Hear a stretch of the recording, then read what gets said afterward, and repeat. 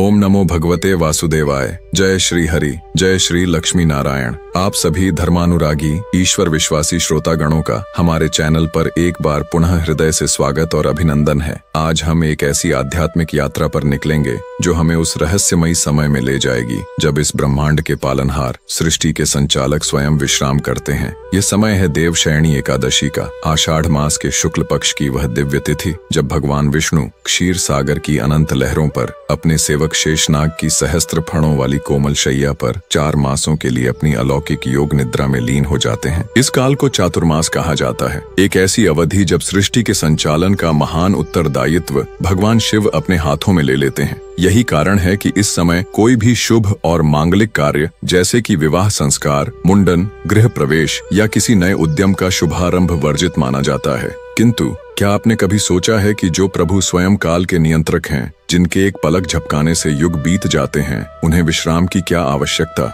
आखिर वह कौन सा दिव्य विधान है जो उन्हें 4 मासों के लिए अपनी योग निद्रा में जाने को प्रेरित करता है? इस गहरे प्रश्न का उत्तर 2 अद्भुत पौराणिक कथाओं में छिपा है। तो आइए पहले हम श्री हरि की इस ब्रह्मांडीय निद्रा का रहस्य जानें और फिर देवशयनी एकादशी के महात्म्य को प्रकट करने वाली पावन व्रत कथा का अमृतपान करें। यह कथा है उस समय की जब असुरों के पराक्रमी सम्राट दानवीर राजा बलि ने अपने तप, बल और शौर्य से न केवल पृथ्वी और पाताल बल्कि देवराज इंद्र के स्वर्ग पर भी अपना आधिपत्य स्थापित कर लिया था। तीनों लोकों में असुरों का ध्वज लहरा रहा था। यज्ञ अग्नि बुझ चुकी थी, देव सिंहासन कांप रहे थे और देवतागण भयभीत होकर इधर उधर भटक रहे थे।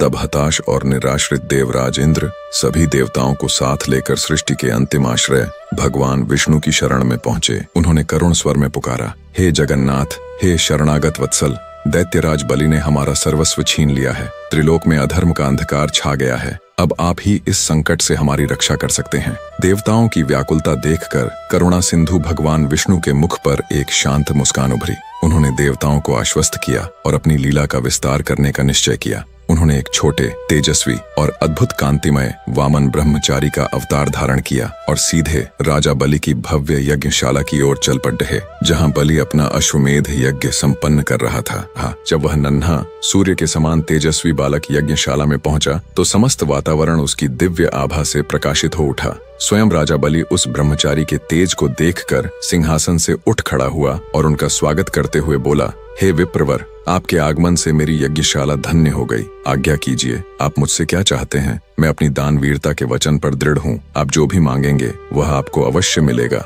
तब वामन देव ने अपनी मधुर वाणी में कहा, हे राजन, मुझे अधिक कुछ नहीं चाहिए, बस अपनी साधना के लिए 3 पग भूमि की भिक्षा दे दो। यह सुनकर राजा बलि और उसके गुरु शुक्राचार्य हंस पड़े। शुक्राचार्य ने अपनी दिव्य दृष्टि से पहचान लिया कि यह कोई साधारण बालक नहीं, स्वयं श्री हरि हैं, और उन्होंने बलि को दान का संकल्प लेने से रोका। किंतु अपने वचन पर अडिग बलि ने गुरु की आज्ञा की अवहेलना करते हुए दान का संकल्प ले लिया और फिर वह हुआ जिसकी किसी ने कल्पना भी नहीं की थी। उस नन्हे वामन ने अपना आकार इतना विराट, इतना ब्रह्मांडीय कर लिया कि उनकी काया आकाश और पाताल की सीमाओं को लांघ रही थी। उन्होंने अपने पहले पग में संपूर्ण पृथ्वी और पाताल लोक को नाप लिया। दूसरे पग में उन्होंने स्वर्ग, महरलोक, जनलोक, तपलोक से लेकर सत्यलोक तक समस्त ऊर्ध्व लोकों को नाप लिया। अब तीसरे पग के लिए ब्रह्मांड में कोई स्थान शेष न था। तब भगवान ने बलि से पूछा, हे दानवीर, तुमने 3 पग भूमि का वचन दिया था, 2 पगों में मैंने समस्त सृष्टि नाप ली। अब बताओ, अपना तीसरा पग कहाँ रखूं? उस अद्भुत दृश्य को देखकर राजा बलि का अहंकार चूर चूर हो चुका था। वह समझ गया कि यह उसके उद्धार की लीला है। उसने भक्ति और समर्पण के साथ अपना मस्तक झुकाया और हाथ जोड़कर कहा, हे प्रभु, इस संसार में सबसे मूल्यवान वस्तु व्यक्ति का अहंकार होता है जो उसके मस्तक में निवास करता है। आप अपना तीसरा और अंतिम पग मेरे इसी मस्तक पर रखकर मेरे अहंकार का मर्दन करें और मुझे अपने वचन से मुक्त करें। भगवान विष्णु बलि की इस अटूट भक्ति और वचनबद्धता से अत्यंत प्रसन्न हुए। उन्होंने बलि के सिर पर अपना चरण रखा और उसे पाताल का चिरस्थायी राज्य प्रदान किया। उसकी भक्ति से अभिभूत होकर भगवान ने उसे वर मांगने को कहा। तब परम भक्त बलि ने कहा, हे प्रभु, यदि आप मुझसे प्रसन्न हैं तो मुझे यह वरदान दीजिए कि आप सदैव मेरे साथ मेरे इस पाताल लोक में निवास करें ताकि मैं दिन रात आपके दर्शन कर सकूं। भगवान अपने भक्त के प्रेम वचन में बंध गए और बलि के साथ पाताल लोक में रहने लगे। जब बहुत समय तक प्रभु वैकुंठ नहीं लौटे तो माता लक्ष्मी सहित सभी देवता चिंतित हो उठे। तब माता लक्ष्मी ने एक साधारण स्त्री का वेश धारण किया और रोती बिलखती राजा बलि के महल पहुंची।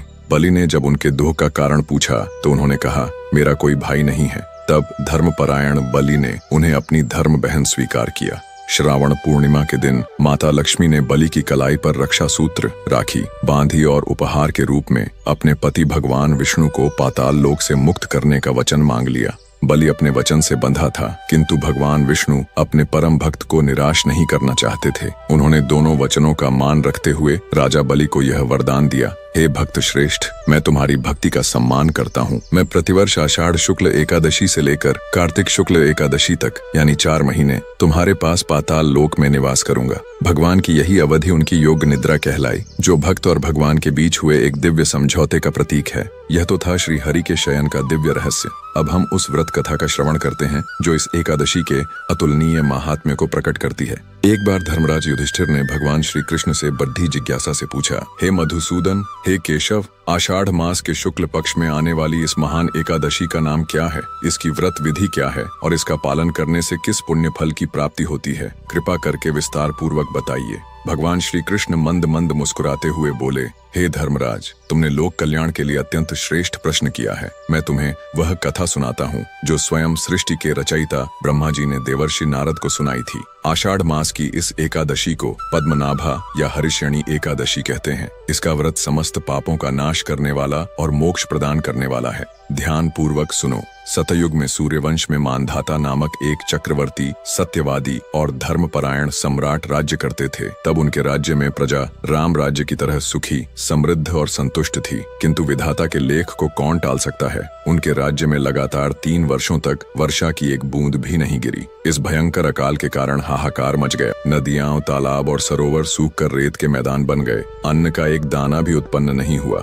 भूख और प्यास से व्याकुल पशु पक्षी प्राण त्यागने लगे। यज्ञ, हवन, तर्पण जैसे सभी धार्मिक अनुष्ठान बंद हो गए, क्योंकि जब जीवन का संकट हो तो धर्म कर्म में मन कैसे लगे? अपनी प्रजा को इस प्रकार तिल तिल कर मरते देख राजा का हृदय व्यथा से भर गया। वे रात दिन यही सोचते, मैंने तो कभी कोई पाप नहीं किया, फिर मेरे राज्य पर यह दैवीय प्रकोप क्यों? मुझसे ऐसा कौन सा अपराध हुआ है जिसका दंड मेरी निरीह प्रजा भोग रही है? इस संकट का समाधान खोजने के उद्देश्य से राजा मानधाता अपनी सेना के साथ घने जंगलों की ओर निकल पड़े। अनेक ऋषियों के आश्रमों में भटकते हुए वे अंत में ब्रह्मा जी के मानस पुत्र त्रिकालदर्शी महर्षि अंगिरा के आश्रम में पहुंचे। उन्होंने अर्षि को साष्टांग प्रणाम किया और उनके चरणों में अश्रु प्रवाहित करते हुए अपनी सारी व्यथा कह सुनाई। राजा की करुण गाथा सुनकर महर्षि अंगिरा ने अपनी दिव्य दृष्टि से देखकर कहा, हे राजन, यह सतयुग है जो सभी युगों में श्रेष्ठ है। इस युग में धर्म अपने चारों चरणों पर स्थित रहता है और यहाँ छोटे से अधर्म का भी भयंकर परिणाम होता है।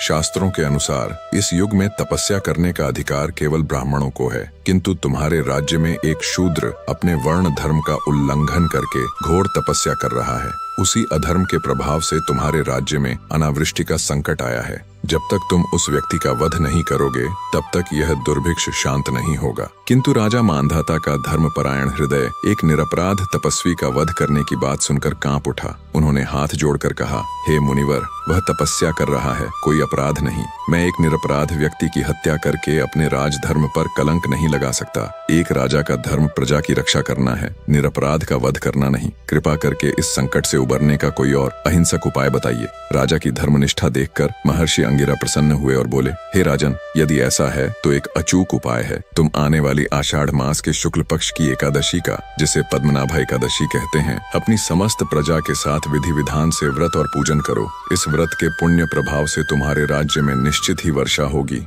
अपनी समस्या का समाधान पाकर राजा के मन को शांति मिली। उन्होंने महर्षि को प्रणाम किया और अपनी राजधानी लौट आए। उन्होंने पूरे राज्य में घोषणा करवाई और चतुर्दशी के दिन से ही चारों वर्णों की प्रजा के साथ पूर्ण श्रद्धा और नियम से देवशयनी एकादशी का व्रत आरंभ किया। उस दिन सभी ने निराहार रहकर भगवान विष्णु का पूजन, कीर्तन और रात्रि जागरण किया। उस व्रत के पुण्य प्रभाव से आकाश में काले